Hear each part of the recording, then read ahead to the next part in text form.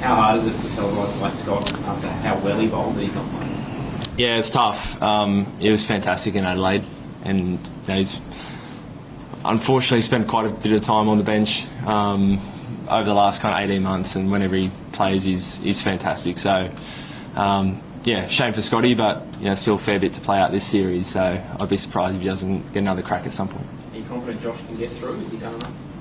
Yeah, absolutely. He's had no hiccups. Had a really good bowl yesterday. Had another bowl in Adelaide a couple of days previous. So him and the medical team are super confident. How much is about nursing the squad through this kind of 5-test series? It's going to be really hot here this next 5 days. It's a taxing time, isn't it?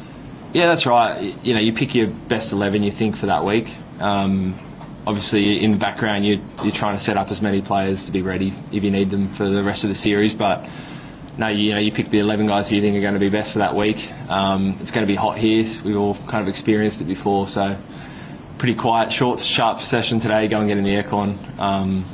But yeah, everyone's pulled up really well after Adelaide.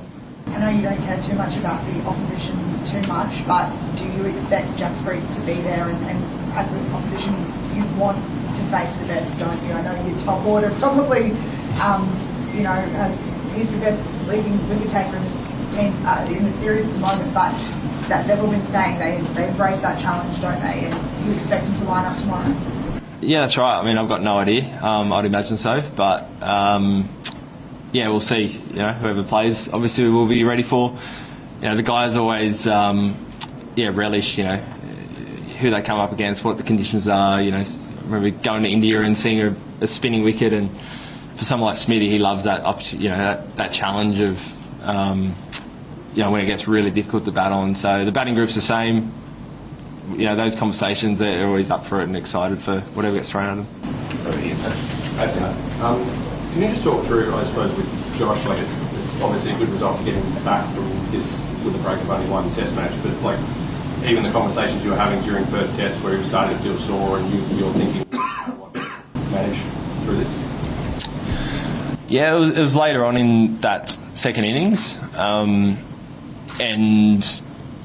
fair to say, probably thought the game was starting to slip away. We still needed probably 6 or 7 wickets, and we're about 400 behind. So, we've seen it a few times where Josh has kind of pushed through to get through a test match, and a little bit of soreness turns into a month or two injury. So, we kind of made the call then that probably wasn't worth the risk of keeping him bowling. So I think he bowled an extra 2 overs leading to a tea break, and he said it felt okay, and I just kind of thought from there, that's enough. How did he had a good the wicket? What do you expect to achieve? Good question. I actually haven't. I was meaning to, and then I got stuck talking to George and Ron for half an hour. I looked at it yesterday. It looked like a good wicket, like it has been the last few years. Probably a bit of sun baking on the last couple of days. I don't think it's as green and leafy as it was, say, against South Africa. So we'll wait and see tomorrow. Nobody calls this the Gabba tour anymore and all of that. So that's all come and gone. Are you like a captain who likes the concept of having a fortress and then defending it, or you don't care about that and it's just a venue that you want to win a test match in? That's just a venue, really. We play in dozens and dozens of venues around the world each year, so I think it's always good coming back to a place that's familiar, and as a player you can look back and look at times where you might have scored runs or bowled well on. I think that really helps, but the scoreboard starts at 0-0, the venue isn't the be-all end-all.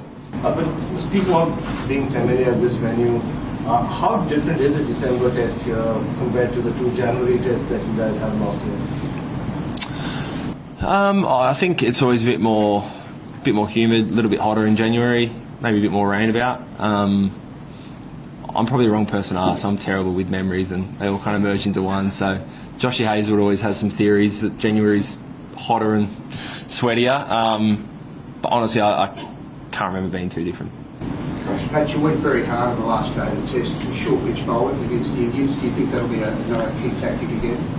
Yeah, potentially. It worked out in the Adelaide test. So, it's always in the kind of back of your mind as a bit of a plan B, or, if it's looking really uncomfortable and likely to take wickets maybe becomes a plan A to some of the batters. So, yeah, worked in Adelaide, so I'm sure we'll give it a shot at some point this test. Could you sense their discomfort? Sorry. Could you sense their discomfort against it? I mean, for those, yeah, for the tailenders, you know, looked like there was a wicket was very likely. So, yeah. Pat, you've had a couple of very different performances in those first two tests. After a chance of analysing that, what do you put it down to? I think a couple of key moments can really compound and make the game look, you know, further apart than perhaps they were. You know, we spoke about that after the Perth Test match. You know, in another world, if you get through that first evening, maybe the sun's out, we've got a few more wickets, and maybe, you know, you get a first innings lead and the game looks a little bit different. And a bit the same in Adelaide. You know, the way, you know, Nathan and Marnus got through that first evening, and we kind of Trav and a few of the other guys cashed in the next day. That really compounds the win. So I think it's those key moments, getting through them, finding a way, and kind of really setting up the game. But yeah, I think the margins are never as big as, you know, perhaps they look sometimes.